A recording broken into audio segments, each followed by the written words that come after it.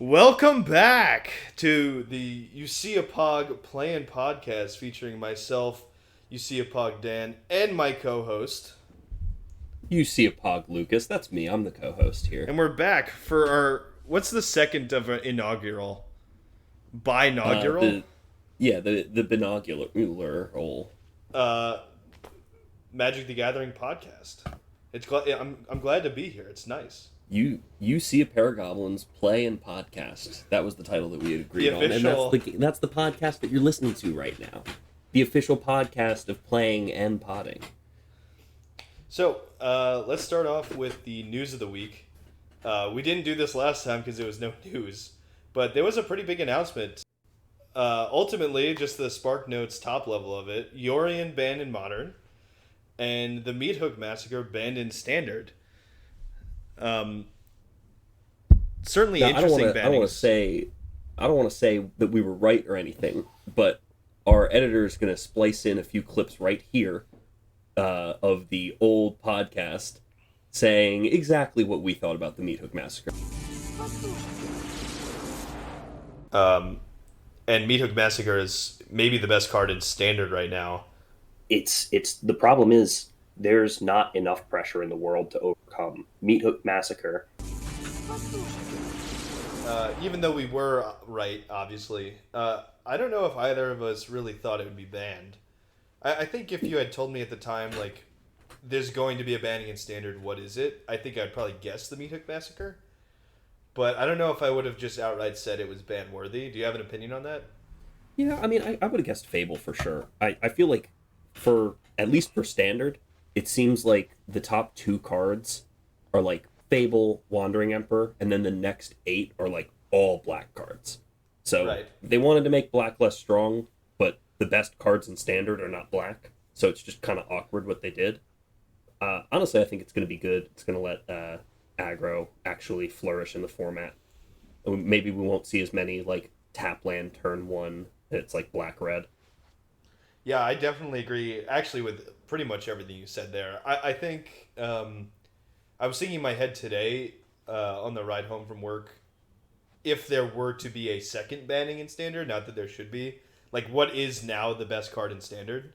And I was pretty sure it's Fable, and it was probably Fable the Mirror Breaker before, but there was some discussion over whether or not it was Meat Hook Massacre, but I definitely think Fable's now the best card in Standard.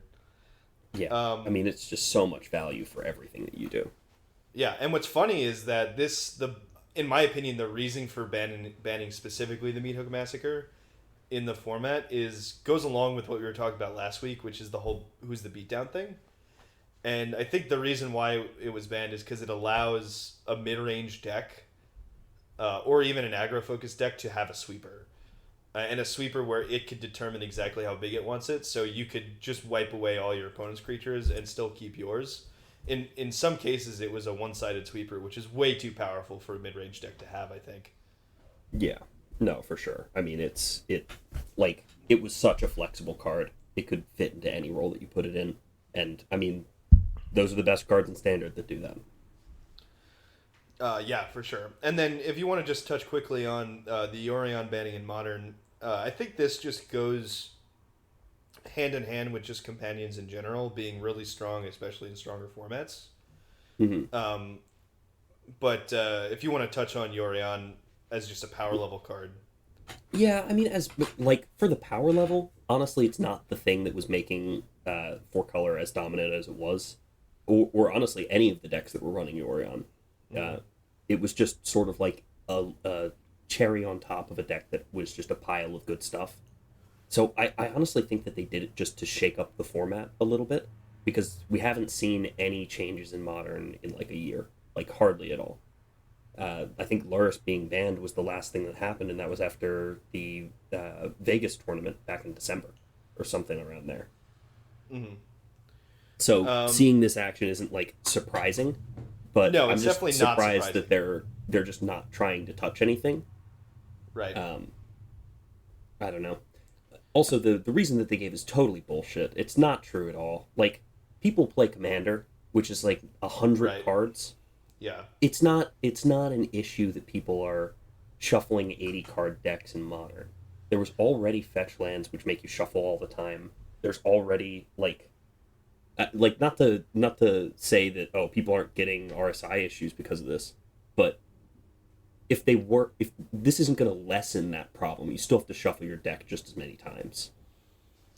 Definitely. I mean, I think it is an issue to consider because, like, I mean, if you just have all of these 80 card decks in a format where you're probably shuffling more than any other format with especially with Ren and 6 and stuff, like, sure, yeah, like shuffling an 80 card deck is more difficult than shuffling a 60 card deck. But I agree that I don't think that's anywhere near the primary reason for the banning. I think, funnily enough, like, this was another thing we were talking about. Like, I want to make it clear, neither of us really play Modern a ton, but we do keep up with it just because I think things that happen in older formats can influence other formats. And so we know the deck lists and what's happening in Modern. And in my opinion, I think this is just to cut off the progressing trend of homogeneity in Modern, which is just shoving all the good cards in the same deck, seemingly. Especially with, like, the taste of that Yawgmoth's package in the 4-color deck. I think it's inevitable that all the decks are going to become 4 and 5 color piles of Yorion, and banning Yorion now just kind of cuts that off at the knees. I'm pretty sure that the deck list he's talking about is a deck called Living Yawgmoth. I'm pretty sure that's a joke. It is a joke. That can't be a real... I can also guarantee it's a joke also, but it's like, like, this is a thing that you could do, and it's, like, not completely insane. And just for having the listener, all the colors... The joke was that they just took a Living End list, replaced the 4 copies of Living End with different pieces of the Yawgmoth combo. So, like, just 2 Young Wolves, a Blood Artist, and Yawgmoth. And they said, you'll draw the Yawgmoth naturally, and then you'll cascade into all the other pieces. And in 5.0, didn't it do well? I don't think... There's no way at 5.0. It was just a deck list? I don't know. I'm just saying that, like, I can already see, like, 4 and 5 color decks out there, and they're all starting to run sort of the same packages. And, like, Yorion with that just seems like the next logical conclusion. And I think just look at the new Urinos list. Those ones are, a lot of them are running Omnath. All of them have Ren and 6. All the what's it called? The Indomitable Creativities, the good ones are running Ren and 6. It's crazy. All of these, like, powerful Modern Horizons cards are just making things more homogenous than they were before. Mm-hmm. And it's just totally agree that that's the trend. Yeah. But anyway, enough about Modern. What is this, boomer magic? No. Is this a good time to go and talk about what decks we've been playing recently? Yeah, I've definitely. got some exciting ones. In Historic, I've recently been trying to put together a Pyre of Wizards deck. So the concept is to put together Pyre of Heroes, which allows you to search up different cards in the deck as long as they share a creature type. Sort of like a birthing pod, but for a tribe. And then use that to search up the new alchemy card, which puts the power 9 into your deck, Oracle of the Alpha. So you search that, then you search that into Micromancer, which lets you pull Ancestral Recall out of the deck. And you can also, being a human with other human wizards in the deck, use the same card to search up Sabia's Siphoner, which was from a previous alchemy set, and then basically do the same Eternal Witness loop that you see in other formats, where you have Ephemerate looping the Sabia's Siphoner in this case. In other cases, it'd be Eternal Witness, to constantly get back one card from the graveyard. That card can be Time Walk, or that card can be Ancestral Recall. Either way, every time you loop, you're getting so much value that you win the game. Yeah. So far... Oh, go ahead. Oh, are Time Walk and Ancestral Recall considered good? I would say that they are considered passable Magic cards. You know. Right. So, I mean, being able to loop them a bunch of times seems like a good deal. Yeah.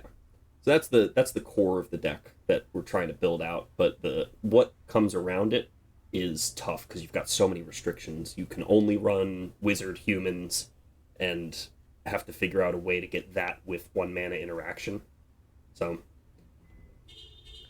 Right. Have you like messed around with it much? You said you played it in the play queue and against Sparky, right? yeah, trying to get just like the feel for the deck, goldfishing a while, and Does it seem okay? it seems like the like you can get some very interactive turns, which is always what I'm trying to go for when looking at a combo deck, being as interactive while still keeping the core of the combo. Definitely, yeah. And Yeah. it seems So you can- seems decent. Yeah, it seems pretty decent. Any deck that gets to run like Meddling Mage, Spell Pierce, Mana Tithe, Ephemerate seems like a good pile to me. Definitely. Is that what you've been playing primarily? Yeah, that and like we were talking a little bit about last week, some Sacrifice and Explorer, just trying to grind your way. Just through the grind it. ladder. Oh yeah. Definitely. I think for So me, what have you been up to? yeah, for me, I've been in like brew mode recently. So I've gotten a couple pet decks in different formats that I've considered like maybe not done, but like pretty close to done. And so now I'm trying to explore some other things. So I've been running an Obosh burn deck in Explorer. Trying to just I've always thought Obosh was like a pretty good card, even though it's underplayed. It's not like the best companion, but whatever. And then I've also been playing around with a Dimir discard deck that I consider like kind of an experiment. And that's actually what we're going to go over today. That's what you see on your screen. What I'm most interested in is seeing if we can use Lily of the Veil as a madness outlet for Asylum Visitor. And I was also thinking about playing around with the Bolt version of this card as well with Madness, just because I'm interested in turning good cards, the downsides of good cards, into upsides. Right. So Lily of the Veil, it's +1 as each player discards a card. That's typically an even trade, obviously. But if I can cast a card off that discard, that turns this ability from just okay to really, really good. So that's what I've been playing around with. Let's get more into the specifics of the deck tech, I think. It started as a Lily of the Veil Asylum Visitor deck, like I said before. And then I said, you know what? Let's get aggressive. I haven't put Rotting Regisaur in a deck, I think, ever. And I've always liked it. So I'm like, throw that card in there. And then at that point, you got to choose a color, right? So I could have made this mono black, but I've been really interested in trying to see if I can make Drown in the Lock work. Just because I think if you can actually get it to be consistent, it could be a really, really good card, being both an effective counterspell and an effective, like, better than Doomblade. So I said, all right, let's try blue, and then I have my vices. If you're going to be blue and you're going to be turning creatures sideways, you got to put Delver Secrets in there. I'm a Delver two spells guy in the deck. and even put Delver in there. I'm a Delver guy. I've been playing Delver probably since since it came out in Arena, and even before that, I was playing Delver-esque decks before Delver was even legal. So I'm a bit obsessed. But you know what? If you're going to be playing in a more aggressive deck in blue, it's hard to get a better blue creature than Delver Secrets. And then at that point, we're playing Ledger Shredder, and we got Thoughtseize and Fatal Push. So like it's a pretty interactive deck with some aggressive upside. Yeah. Well, Explorer has no better 1-drop than Delver in terms of like blue 1-drops. There's nothing that even competes. Blue for sure. I think that's actually one of the weaknesses of Explorer right now. Not that we're going to get like too deep into that, but its aggro options are pretty limited. It's kind of a mid-rangey format at this point, and so any 1 mana creature I can get with upside is I want to play around with that because I think it's a hole in the format right now. I think the best 1-drop actually is was it Kamano Faces Kakuzan, the red enchantment? Oh yeah, that card is like broken. I think that's just sweet. like straight up the best the best 1-drop. So it's that weird that one, it's an enchantment. And maybe Skullscar Mage as well. Soul Scar Mage is good, but it's just not as good as Monastery Swiftspear, which is Pioneer legal. So eventually we'll get it in Explorer, but I see it as a worse Monastery Swiftspear, whereas Commando Phases Kagazan is doing a lot of different things for 1 mana. Anyway, but the goal of this deck is to try to trade cards with your opponent until you're both empty-handed. So you're doing that with your Fatal Pushes, your Thoughtseizes. Delver ends up being sort of a removal magnet, so it's kind of a 1-for-1. And then you drop your Lily. Lily 1-for-1s you and your opponent at the same time, and then eventually you're going to end up empty-handed, either you and your opponent, or just you, and then you start just gaining value with Asylum Visitor. And then that's kind of when the game starts, in my opinion. You know, you trade a bunch of stuff off early game, then boom, everybody's empty-handed. You're trying to accrue value and beat your opponent down from there. The sideboard is just some interaction. This is a pretty generic sideboard. There's definitely stuff I would change out now after a couple games, but we're doing Fading Hopes, 2 Bloodchief's Thirst. This is not a card I would actually typically run, but I feel like there's just so many big creatures and planeswalkers you got to worry about in the format that I figured 2 is good, and I've boarded it in, and it feels pretty good to board in. Yeah, hits Sorin, hits Chandra, hits Tef. It hits a lot of stuff. Definitely, and pushing the board just as a metagame play, like, push is good. I'm not running 4 main just because I don't think it's always good in metas, but having 4 available to you I think is good. Sorin the Mirthless is a card that I just keep coming up on. It was a card when it first came out that I was like, 4 mana doesn't really do a ton, but its plus is good when you're empty-handed, especially in this deck where you're trying to get empty-handed. Its minus is sick, because you could technically minus twice if you really have to. The 2/3 flyer lifelink's awesome. This card's good. And I think this card is really well positioned in the meta as just trying to push card advantage. Power Word Kill's just my 2 mana kill spell of choice right now. Doomblade's totally valid, but with Rakdos mid being so popular, I feel like a card that's dead against them is not good. So I went with Power Word Kill. And then just Unlicensed Hearst for Graveyard Interaction and Narset for the control matchups. I've actually considered boarding Narset in the mid-range matchup, which is super weird for other metas. But, that deck just draws cards, It does some, like, weird things where maybe it's good. Yeah, I mean, it definitely sees a lot of cards. This blanking, like, Fable the Mirror Breaker. This blanking, like... Oh, but it doesn't blank Chandra, and it doesn't blank Sorin. Most of the things that they plus, and then they get like the extra value. It stops blood tokens. Yeah. I wouldn't say it's good in that matchup, but it's definitely a card that I've started considering in the matchup. Especially because it also draws me a card. And it typically draws me a relevant card, so... It's weird to think... It gets you more cardboard, sits on the board, is a target for them to like swing out at, and like makes things awkward for them. I get that. Definitely, and it's weird to think about that in a mid-range matchup, but I've been thinking about it, and it's obviously also here for control. It's pretty sick against control. So that's the deck. In this Play&Pod, you'll see B-roll of this deck playing. Let's get into it.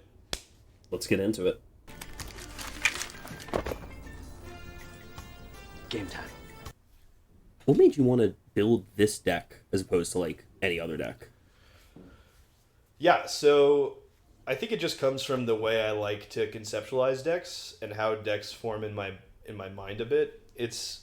I'm into putting the best cards in formats in their best position. And so for me, like I said before during the deck tech, that I really wanted to make Lily's downside into an upside. Which is getting me value for discarding stuff. And like I said before, I was actually started as a burn deck where I wanted to get maximum value out of discarding my cards, going face, taxing the opponent's hand to try to prevent them from turning the corner. And I just realized that that deck wasn't operating it had 2 separate plans that weren't trying to do the same thing. Like Lily is not really trying to end the game quickly. It's more trying to keep the game going and get maintaining slight advantages, whereas Burn's not really trying to do that. So I had to flip my strategy a little bit, and that's what got me to Drown in the Loch instead. Drown in the Loch is a card that I've been playing with for quite some time. I played the Rogues deck back when Rogues was in Standard, and Drown in the Loch was a super important card in that deck. And ever since, like, I've been trying to get that deck to work in my tempo-y decks because it's just the perfect tempo card. It's a kill spell, it's a counter spell when you need it. Like, it kind of does everything you want it to. The problem is that the trick's just turning it on, right? Exactly. So that's exactly what I was getting at. The problem in these formats is because there's no real fetch lands other than Fabled Passage. It's really hard for the opponent to just naturally fill their graveyard. And so I had tried actually Grixis Rogues deck in Explorer, I think, and it just like was only okay. It was like a 43% deck that like just it was too clunky. And so I put Drown in the Loch back on the shelf, and I realized, after my Lily plan didn't go to plan in the burn deck, I said, Lily fills the graveyard for the opponent. It doesn't always do it if the opponent's empty-handed, but every turn the opponent puts one card in the graveyard. I'm also playing an interactive deck where I'm going to trade cards and put cards in the graveyard for the opponent. And so I'm like, okay, maybe Drown in the Loch's going to be good in this context. And that's sort of what started it as a Dimir deck.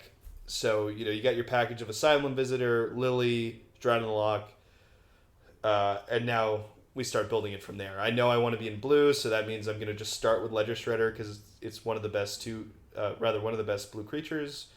I'm going to want to play Delver because it's probably the best blue 1-drop creature. And then the deck starts to build itself. You throw Thoughtseize, a couple Spell Pierce, Interaction, boom. That's how you get a deck. Yeah, I mean, it seems like it's a pretty straightforward process for the actual conception, and then for card choices and specific how it got to this point exactly. Mm-hmm. It seems like it's shaped up pretty well. Yeah, so part of my process is putting good cards in good contexts, but another part of it is wanting the cards to operate at a similar speed. So, and I don't mean like instant speed versus sorcery speed. I mean more like what turn do I want my cards to excel at? Certain cards excel at turn 1, 2, and 3, but then you draw them turn 5 and 6 and they're no good. Some cards suck turns 1, 2, and 3 because you can't cast them or whatever it may be, and you want the game to go longer so that those cards become more and more valuable. And so evaluating what turn each card wants to be good on is an important part of deck building for me too. And so I noticed that, Lily and Asylum Visitor go perfectly together because if your hand's empty, then Asylum Visitor is going to help you out with that. And so that's also what sort of molds my deck building process. I want all the cards to push towards the same goal. Mm-hmm. And thinking about speed with deck building, totally, it's such an important concept for where you want to fit your deck in a meta. Like, if you're trying to get underneath this Rakdos mid, look, if you can see on the screen right now, we're trying to get underneath them. We're trying to tempo them out. And a lot of the games that you play in this deck, you're trying to tempo them out or get to a point where they're out of resources and you're ahead on board, which is like the classic strategy you have with Lily to begin with. So trying to maximize Lily as a card, put that in the context of the whole rest of the deck. So it's just totally building around that concept. Yeah, and to be fair as well, this was partially an experiment on Asylum Visitor as being, is it good or not? So I just automatically threw 4 in, and I'm trying to see in what context it's going to be good. And so that's just another consideration that I do with decks. Sometimes you just try stuff.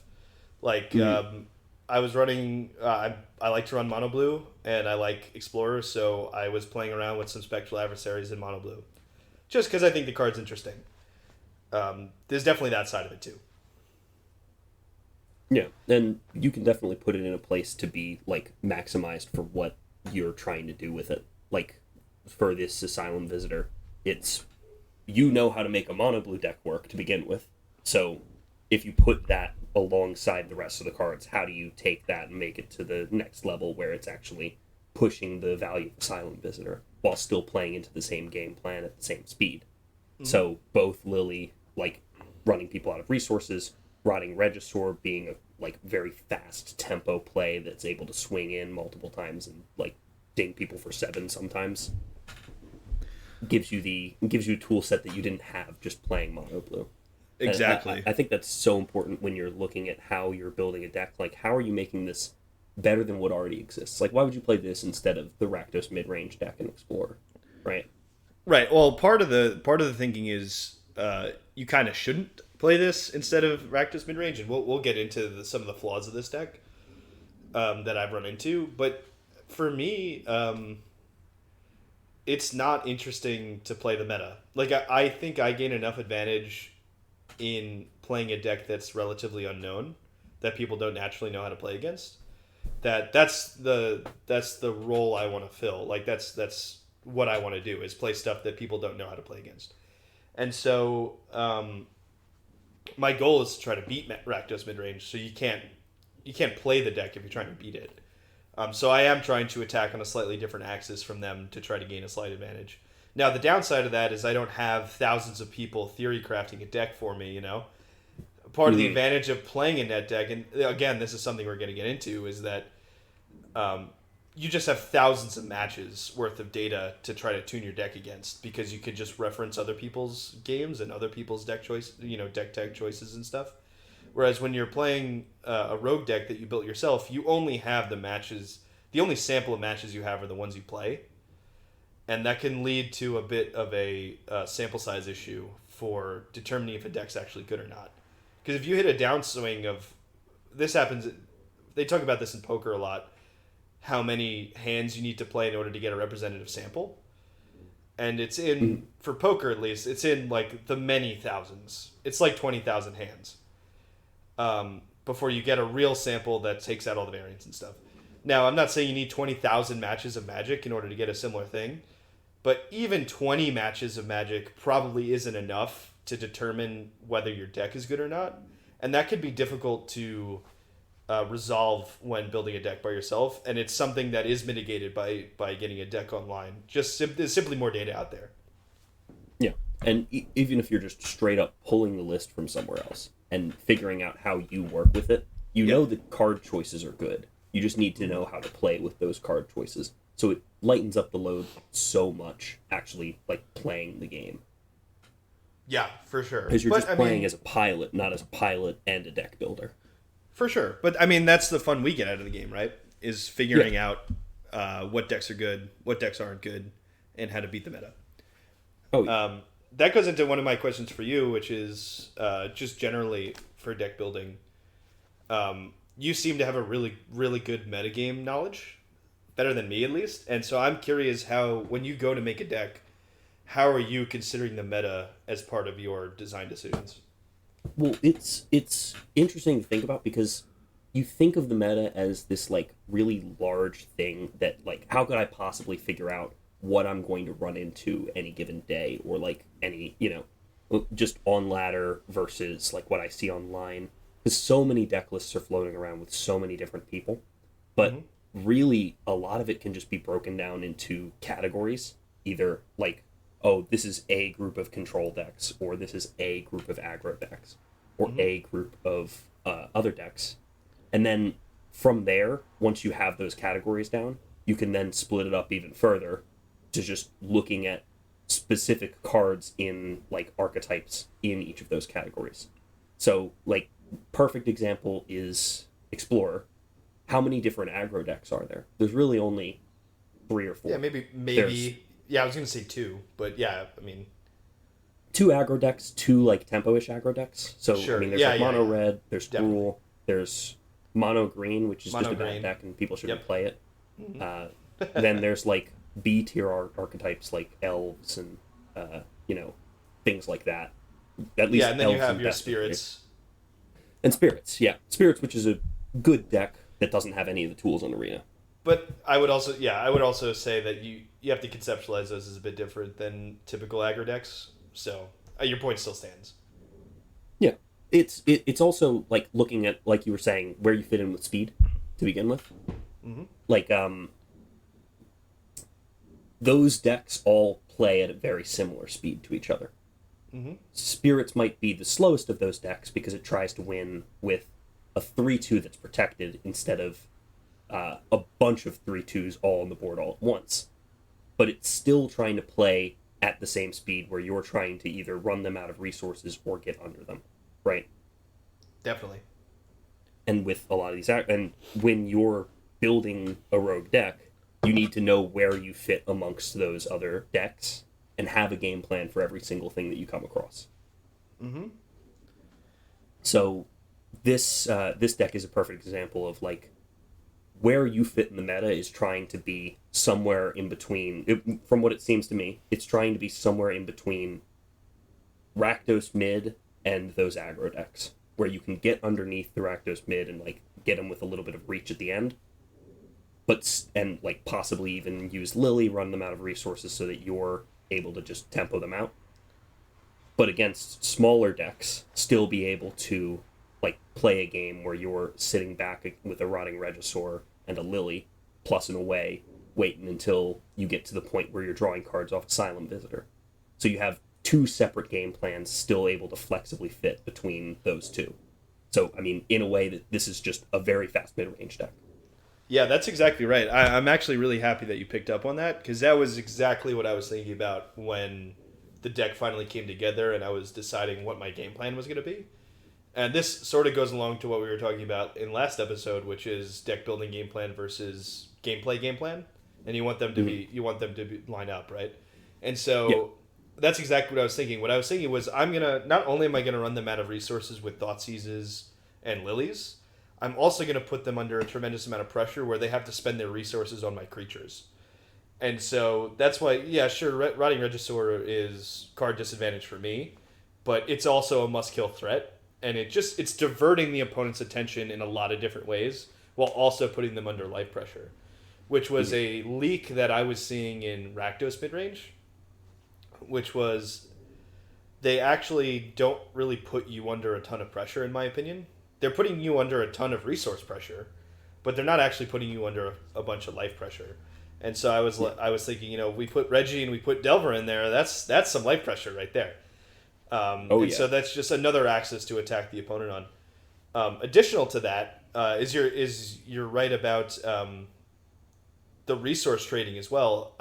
One of the things I was concerned about is that I'm going to be a tempo deck, but I don't have a ton of counter spells. Which is not, it's not exclusively what a tempo deck is. It's not all counter spells, but it certainly helps keep the opponent off balance enough for you to win. And so, but that's rectified with Fatal Push. In a funny way, Fatal Push or like kill spells in general are just counter spells for creatures. They just have to enter the battlefield first. And I noticed the creatures that I'm playing against are not don't have backbreaking into the battlefield abilities, especially in Rakdos midrange. And so you can kind of look at that and say, all right, well, they don't have crazy into the battlefield abilities. Therefore, a Fatal Push is going to be about as good as a counterspell in those situations. Mm-hmm. And so I'm just constantly trying to keep the opponent off balance and kill them with Delvers and Reggies, or like you said, run each other out of resources and then ult Lily. So those are the two game plans. Yeah. Now, if you want to get into like why this deck doesn't actually work. That's probably a good idea, since I'm sure they're watching the footage too. Yeah. Okay, so the main thing that I run into in this deck, and I don't think it's far off. I think we've talked about this a bit before. I think it's doing a lot of the right things, but it's just not closing the games when it really should. And many times I see myself losing where like the opponent's at 7 or the opponent's at 4, and then they just manage to turn the corner and come back. And I think that's because it's a bit of a disconnect between the deck building strategy and the gameplay strategy, which is more often than I'd like, the game goes long. And even though I have an advantage throughout the beginning and middle part of the game reaches the end game, and I just don't have enough impactful things to put on the board in the end game to win the game. Most of the decks I'm going up against do.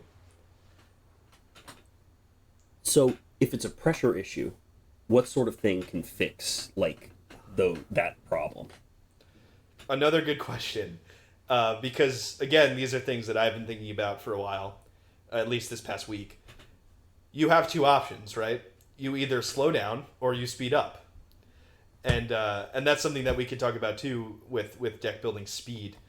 But there's two options, which is put Shieldred in the deck to give me a reach in the late game. Or I can go faster and put something like Scourge of the Skyclaves in. Because I know the game is going to go long and there's going to be a lot of resource trading and life trading, I've noticed that Scourge would be a relatively big 2-drop and be like a sort of Death Shadow type strategy. Put all the Bolt lands in the deck, maybe even put Infernal Grasp to try to get my life total down a little bit more, and finish off the game like that. But that's a big decision to make, you know? Like, we're talking about, do I want to extend my deck and be like a turn 5, turn 6 deck, or do I want to be a turn 4 deck like the original plan was? Mm-hmm. And that's like getting into specific card choices isn't like completely. It's not super helpful. It's not the most helpful thing for conceptualizing it, just because it's so important to think about what the person across from you is doing when you're making that decision.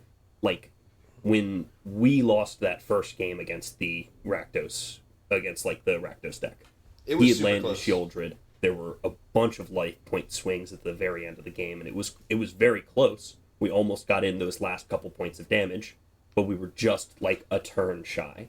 So, from the Rakdos player's perspective, they were hanging on by a thread, and if you can push them over that edge, that's all that it takes. And in that specific matchup, it may make sense to just do that. But does that like mitigate? Does that cause you issues with being able to play a slower game?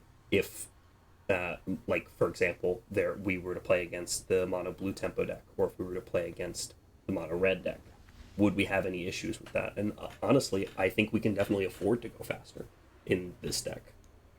And if I were to choose between one or the other, it would be, I think it would be a very tough decision to be going up against the Rakdos mid-range deck, which the entire thing, every single card is trying to be a 2-for-1, with a bunch of cards that are inherently card disadvantage, and play a longer game with them. It may not be the best decision. Yeah, I think I agree with that. Yeah, so the matchup is like super important when thinking about like how you want to evolve a deck and get to a point where you are able to beat what's in the field and what you see. Yeah, and I think this also goes into my sideboarding, like how I build a sideboard, which is, generally speaking, I main deck the fastest version of my deck in, and then board into a slower deck. And I'm curious what your strategy on that is as well. Now, there's a slight caveat there, which I do typically have a couple pieces in the sideboard against control to speed up just a little bit more. But generally speaking, I main the fastest version of my deck. Mm-hmm. So I think you and I think about sideboards very differently in that respect. Because most of my sideboard is hammers for specific matchups. So if I'm looking at a matchup between like, do I need to go slower against like fast decks, or do I need to go faster against slow decks? Do I need to be more disruptive against what's like essentially a combo deck? Those decisions are all made are all like, I have options to do any one of those in the sideboard, and then of course the other half is just specific hammers for specific things. So like I'll put 10 generalized cards and 5 specific ones. So like against tribal decks, I'll put Witch's Vengeance in there. I think popular. I'll just throw it in. Yeah, I actually think we're more similar than you might think, because I definitely have hammers against certain decks as well. I mean, that's sort of where like the quote unquote tech comes from, right? Is like you want to have cards that are uniquely good against certain decks that you can't main because they're dead against other decks. So I do have that. I have my fair share of Mystical Disputes, and Ether Gust is in the sideboard of this deck, and some other things, Narset. But I do think very heavily about, if I get myself into a certain scenario, you do need strategic sideboard options as well as tactical sideboard options, if that makes sense. No, that totally makes sense. And for me, my theory is that if I have the most aggressive version of my deck main, creatures block. You know what I mean? Even if they're not very good at it, you can block against an aggro deck and try to stay alive, even if you're in an aggressive deck yourself. Whereas what creatures don't do is gain value all the time. And so in my scenario, I'm able to play the control role a little better if I main aggressively, whereas I can't play the long roll as well. Well, I will say, I think what you're describing there is talking specifically about decks that are aggressive to begin with. So when you are going into a main game, you need to double down on whatever your main game plan is. Absolutely no dilution, no concessions for whatever you could be facing, because you may just not face it. Exactly, yeah. And honestly, like, part of it is the best tech for a deck that you're bad against is to kill them. Yeah. Right? Like, if they just die first, then you don't have to worry about your sideboard tech.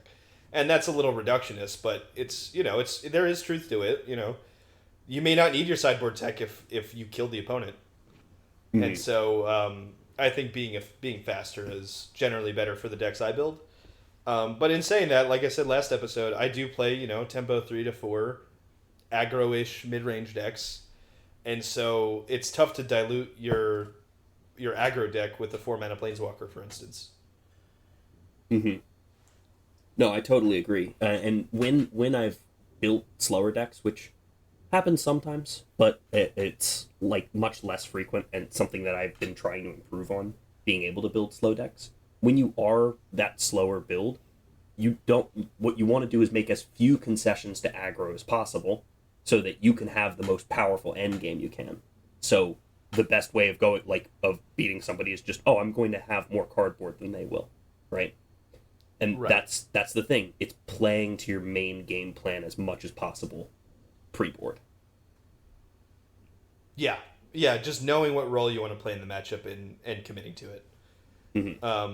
Which again, I think is... when you play, don't be afraid to switch it up. Every deck should be able to choose whether or not they're going to be the beatdown or the control. And that's something maybe you need to consider. Maybe they'll have a preference, but you have to watch for the times when you should be beating down or when you should be trying to be controlling and slow down. Yep, and that's something that you need to consider when building your sideboard.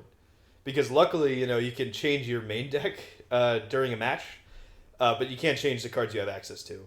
And so knowing what you need to have access to beforehand in order to switch up your deck strategies is really important. Yeah, definitely. Do you have an example of that with maybe some of your pet decks that, how do you have decks that really change the way they look game to game in a best of 3 game? Oh yeah, I will say for specifically Rakdos Sacrifice and Explorer, I run that deck so much and have boards specifically memorized for different decks, where it's sort of I know the deck that they're running, so I know exactly what I should be doing. Especially when 50% of my matchups are against Rakdos mid, it's insane. I don't know if that's a matchmaker thing or if that's just arena being arena. I've been getting a lot of Rakdos mid as well. Yeah, I think it's just a popular deck, and the people who play midweek have no life. I come home from my job, I play Rakdos mid. Well, yeah, not like cultured people like us who come home from their job and play Rogue Demir mid.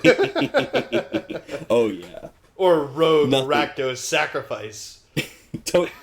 like completely orthodox Rakdos sacrifice. So Yeah. We were talking about boards for that deck, and like some of the time when I'm playing that, it's not necessarily that the positioning of the deck changes, even though it can. Like I have cards in the board that are hasty 2-mana creatures that can just get in and deal a bunch of damage versus control, and I have more copies of like Oba, or I have Obnixilis and Thoughtseize versus Fatal Push. So I've got 4 copies of Thoughtseize in the board, and I can just interchange that with the 4 copies of Fatal Push in the main, right? Right. So those are just 2 separate plans that are interchangeable. So the idea is that all that's changed, the core of the deck can stay the same. You can still carry out your game plan, but the way that you're interacting with the opponent lets you play at a different speed than you want it to. Mm-hmm. Yeah, and what was I going to get at? I've definitely had the issue sometimes of like win more in my sideboard. Mm-hmm. If that makes sense, where like you might have cards that are just like against a deck that you're already good against, and you're boarding into cards that's not actually making you better. Have you had that experience at all? Yeah, I mean, overboarding is such a huge problem for me because I'm like, oh, this card's good, this card's good, this card's good.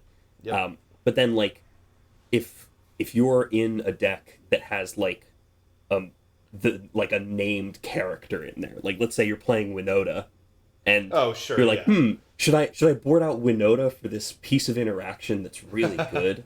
Oh, I'll board it out for Leyline of Sanctity so I can blank their Thoughtseizes. No, this is ridiculous.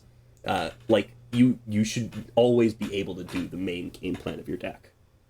Yeah, and I mean there are definitely sideboards. I mean that's referred to as a transformative sideboard, right? Which is like Yeah. a sideboard that completely changes your game plan. But I've had games where or strategies where typically in mono, like for example in mono blue when I was playing in historic, I had Test of Talents like sideboard for control. But I had like no lie, like I had like 10 cards that were tech against control. Mm-hmm. And they were all counterspells. So they were like Mystical Dispute, Test of Talents. I may have even like Spell Pierce. And I would board all those in and I'd play the games and I didn't have enough gas to kill them. And I'm like, well that was stupid. I should have just, tried to kill them first instead of having cards that were individual cards that were technically good against their matchup, but really reducing my game plan in trying to beat them. So I would say that's definitely something you got to watch out for.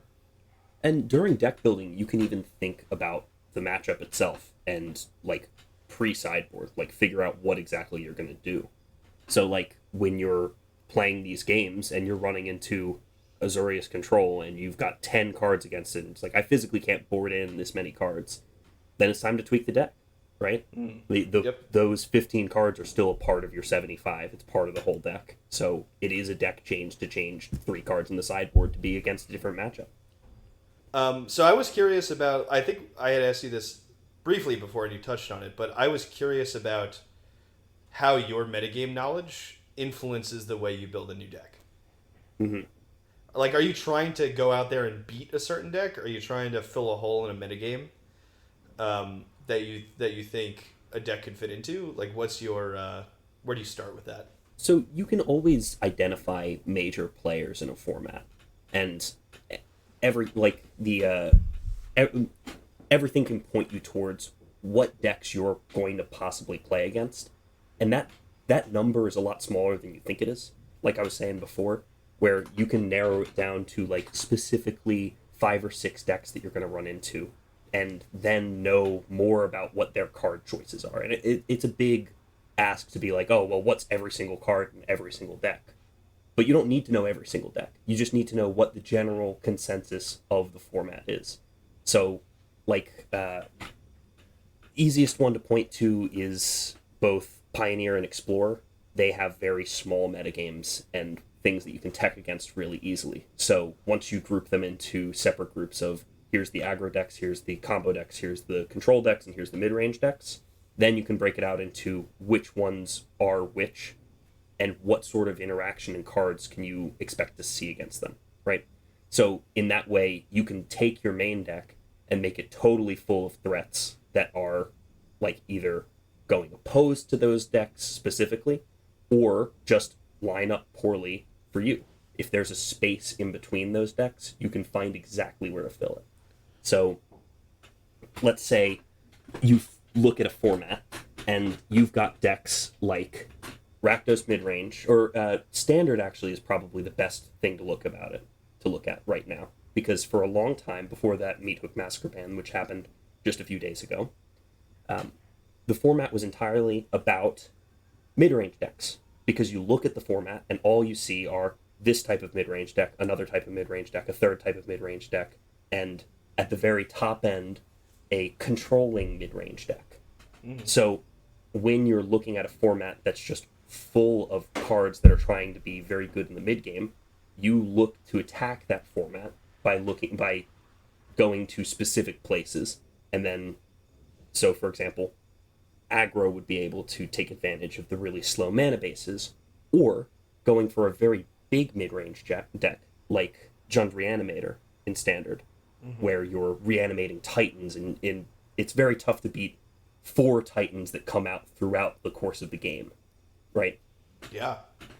And especially because you get the to... effect on the cast, and then you bring them back and you get a second effect. And that's very mid-range. Exactly. Yeah, big mid-range. Yeah, so, and when you know what decks are in the format, you can choose your place to try and attack it. And then also, once you take a look at each of those decks, all of them run Meat Hook Massacre, all of them run Cutdown, all of them run, some of them run Infernal Grasp, but it's not a popular choice. So you can take a look at that and then pipe that back into, well, what dodges Cutdown? I'm going to play those cards. Maybe if I'm playing something like Rafine, I know that I need to be playing in a way that puts a counter on it as quickly as possible, or has protection against this like threat. Make sure the way is clear because the creature's valuable. Or knowing not to play into something like Farewell, which is super popular in both Explorer and in Standard. And so would you say that, like, where do you start when conceptualizing a deck? So, like, I said I started with putting good cards in their best context. Would you say, like, is that something similar for you, or do you just kind of have an idea and go for it? Oh, something similar. So I always try and start with some powerful either interaction or group of cards. So similar to what you were doing with Liliana the Veil plus Asylum Visitor, it would make it that's the interaction you play around, maximizing a card that is very good, Liliana the Veil, and then building the deck around it to be in a place that fits well into the meta. So in this case, you're using Liliana the Veil, maximizing its +1s to run people out of cards and have a very strong late game, and also be able to get under the decks that you can't beat in a late game, like Rakdos Mid, right? Since you don't have as many 2-for-1s or long potential as that. So looking at that deck, that's the exact same thing that I would be doing for other decks. So, for example, this Wizards deck that I talked about a little bit in the intro, the idea of an Ephemerate loop with Time Walk is a very strong thing. You have to jump through a bunch of hoops to get there, but if you can make the deck interactive enough to be able to fit your place in a format, then you can pull off that powerful thing and do what you need to do to be able to win. Does that make sense? Am I yeah, I mean, it sounds like you're trying to do powerful things within context of formats. So like you conceptualize a powerful thing, and then you said, okay, what box can I put this powerful thing into for it to be viable in the format that I like to play it in? Well, specifically, can I fit it speed-wise in different places? Like we were talking about with the speed of decks. Yep. Where can I take that powerful thing and slot it in a way that makes it so that it's still able to, like, take over at a certain point? I'll give one example. Recently, there was a combo deck in Alchemy. It was Jund combo where you were able to pair Grinning Ignis with a card that was able to have it make treasure every time it entered the battlefield, and you just get infinite enter the battlefield triggers. I built a deck around that would be able to consistently combo off on turn 5. Looking at how that fits into the format, no one else is able to assemble a combo or like win the game at that point. There are very few decks. There may have been like a Dragon's deck that was able to sometimes clock you by then. But if you're playing interactive spells, it's very easy to still get out in front of everything and win by that turn. So looking at the speed of the format's going too slow to be able to handle it, so you get underneath it with a combo.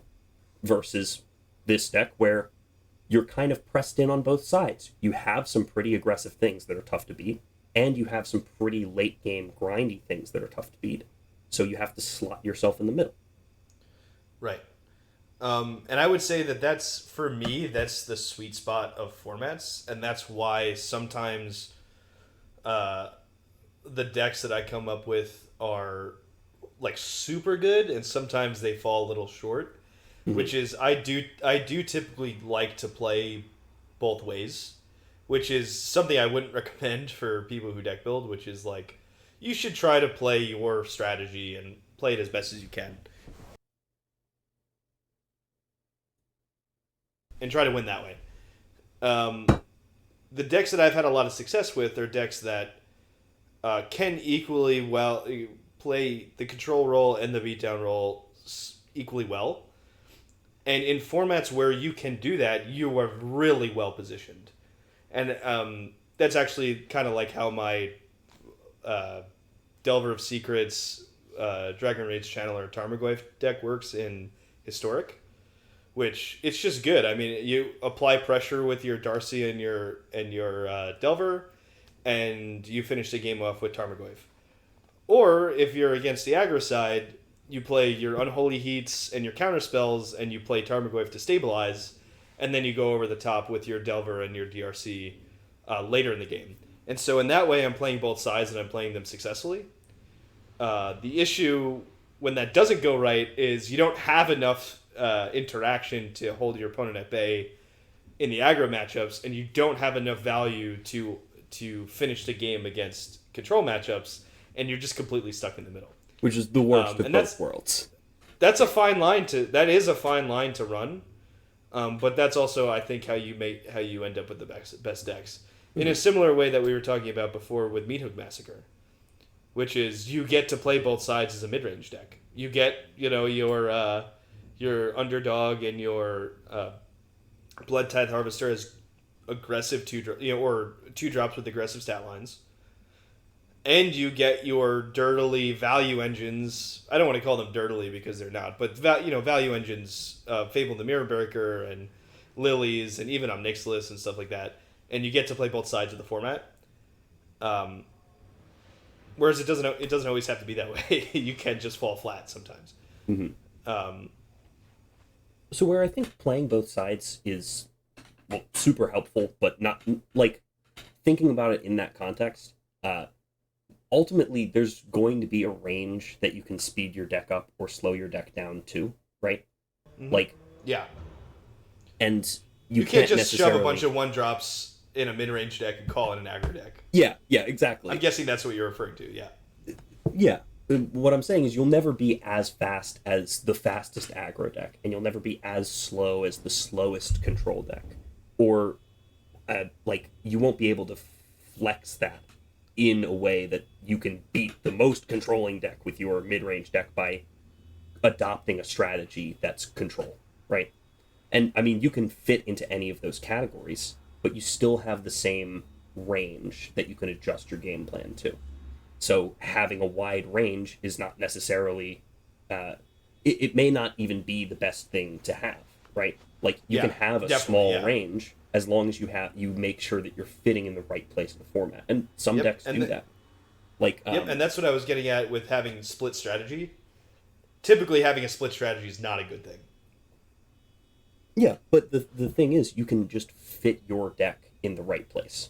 The best example I have for this is the mono blue deck at Standard recently. It was making a lot of waves because mono black was extremely popular. Do you know the deck that I'm talking about?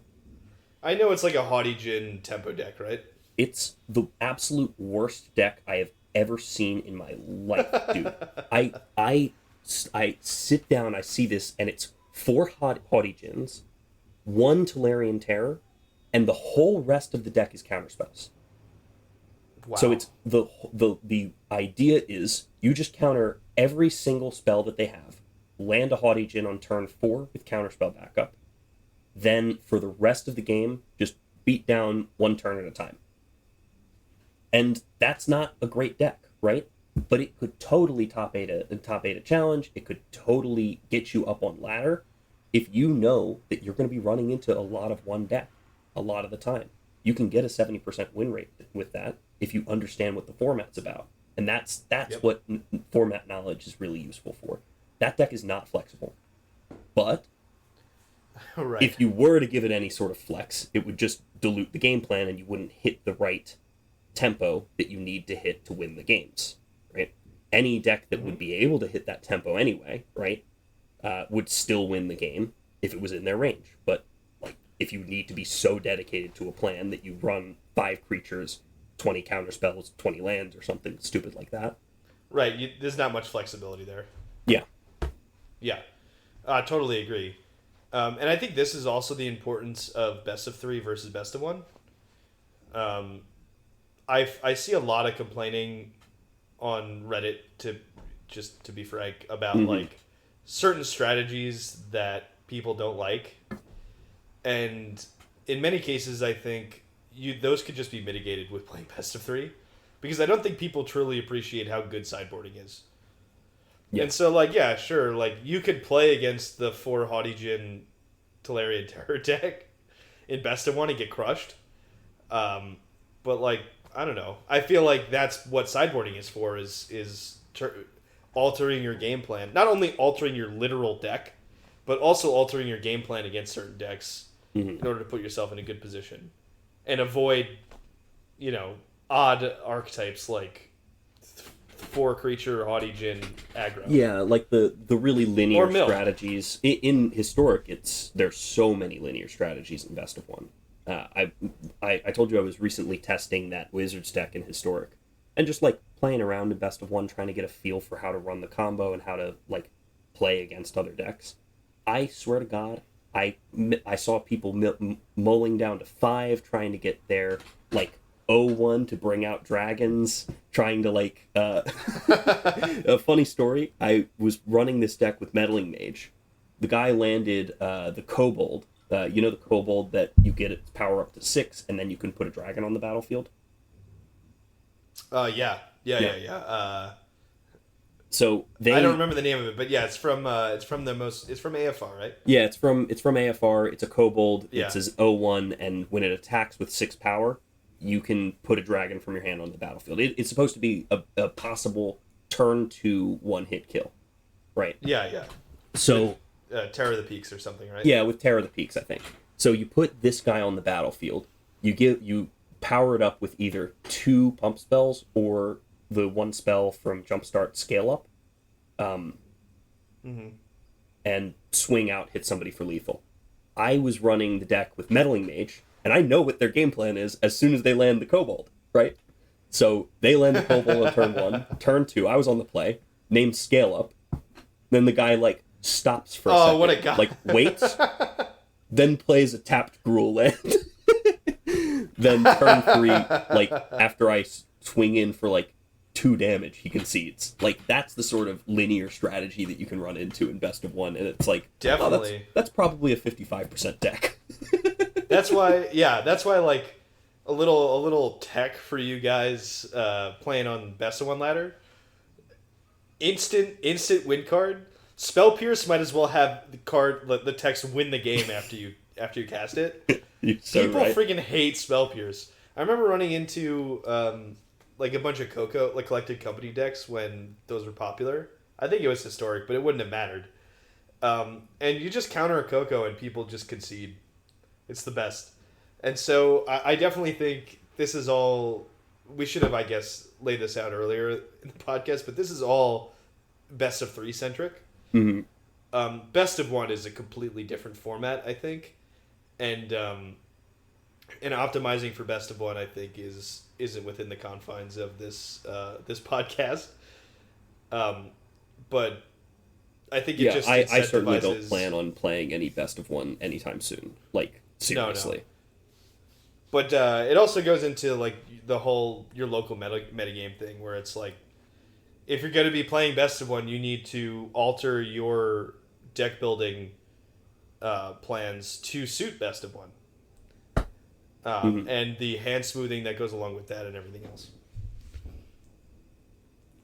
Yeah, I mean, exactly. I'm totally with you on that. And like with the amount of speaking specifically of personal metagame, like all of this talk about like evaluating formats and choosing your position in a format and figuring out like what your speed needs to be.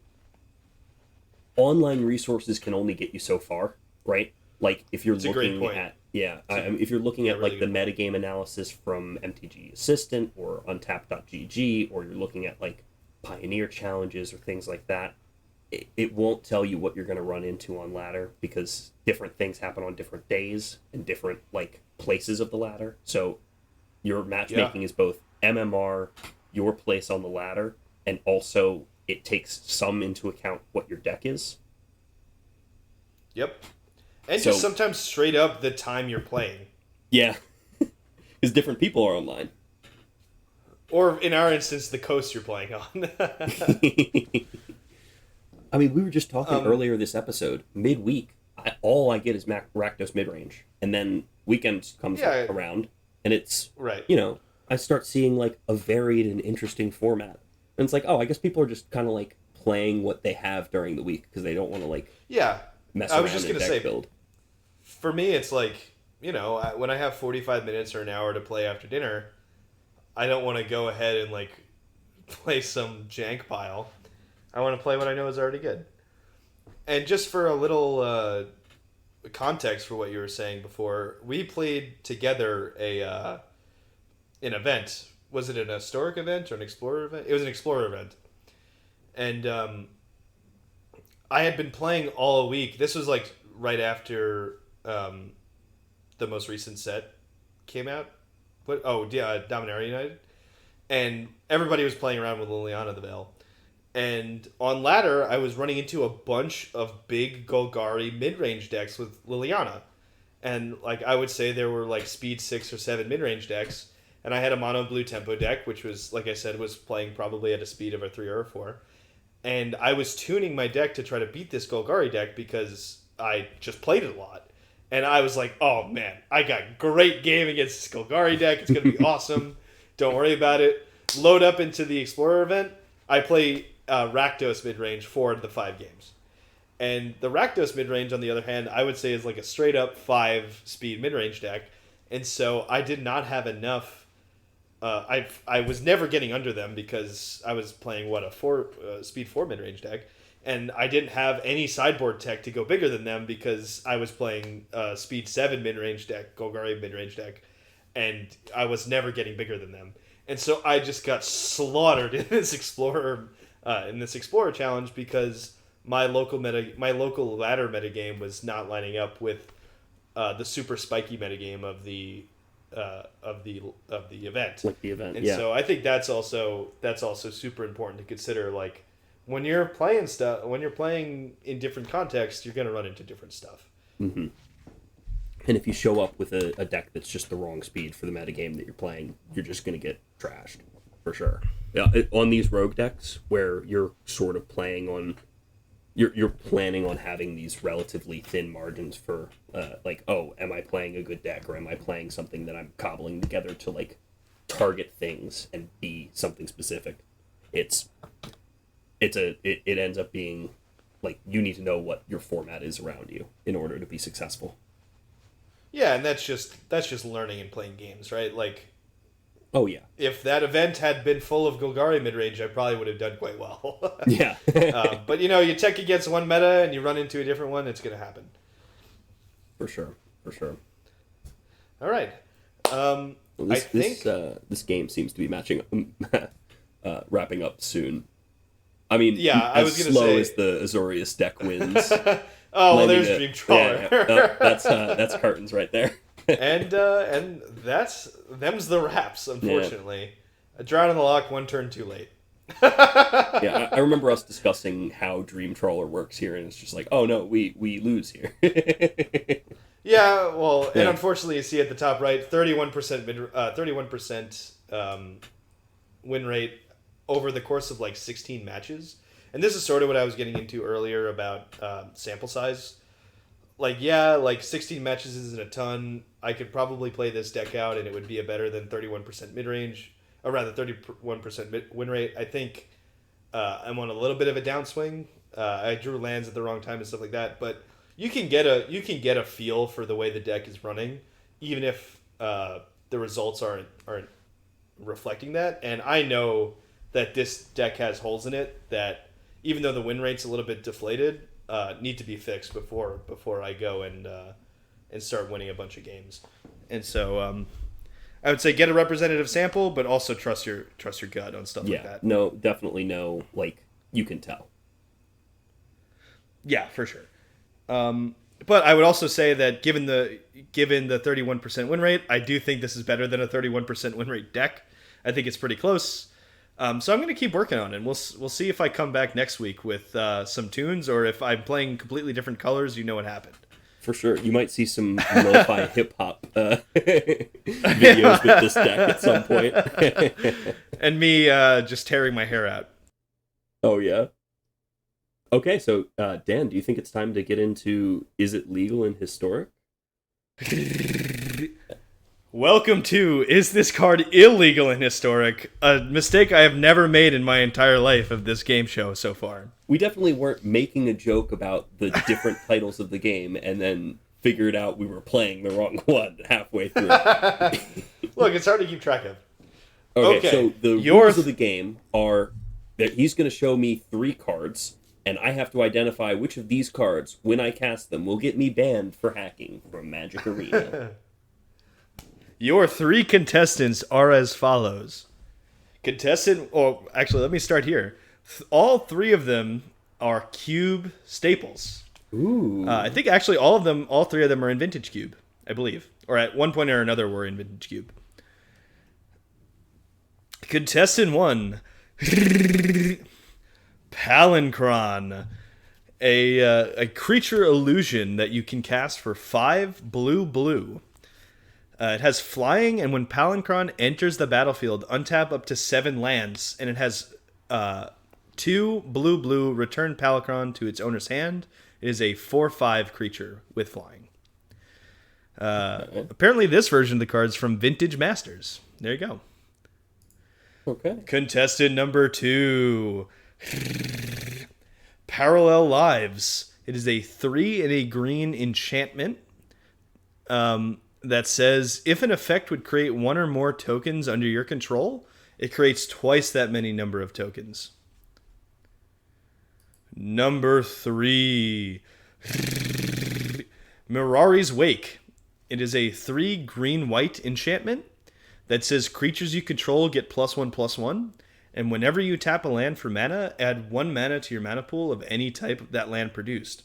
So it's both an anthem and a mana doubler. Okay. So, which one's illegal in Historic? Okay. Well, let me walk you through my thought process, because I know Parallel Lives is on Arena, and it's definitely in Historic, because it has the ugliest dog art I have ever seen in my life. I have to agree with that. The art is pretty awful. It's basically like 2 polygons of dogs. You'll see if you can see it on the screen. I think it's intended to be like mirrored, like a dog does, but it does look pretty bad. I agree. So I know Apologies that's on to Arena. artists. I've I'm seen not the an art too I'm not much. an art guy. Yeah. Mirari's Wake, I am 100% sure is on Arena. There were some combos early on with it, and I don't remember if it was either introduced during one of the anthologies. I think it was Anthology 2, or it was introduced during Jumpstart when like half the other things in Historic were released. So I'm gonna go with number 1. I don't remember. Correct. Palancron is illegal in Historic.